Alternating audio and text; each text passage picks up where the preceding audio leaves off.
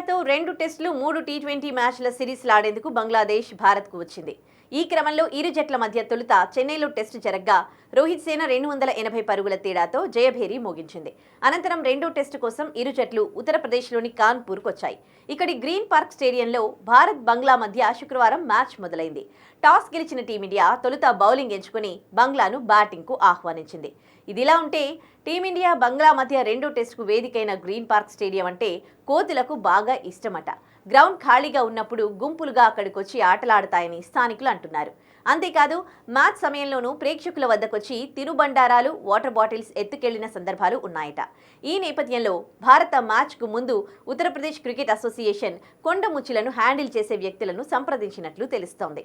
ఈ విషయం గురించి green park stadium director Sanjay Kapoor మాట్లాడుతూ, కోతులు ఇక్కడ భయానక వాతావరణం సృష్టిస్తాయి.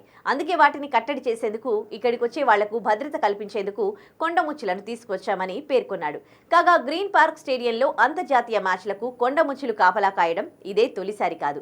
గతంలోనూ చాలా సందర్భాల్లో ముఖ్యంగా బ్రాడ్కాస్టింగ్ కెమెరా పర్సన్ దగ్గర కోతుల బెడదను నివారించేందుకు వీటిని అక్కడ మోహరించేవారు.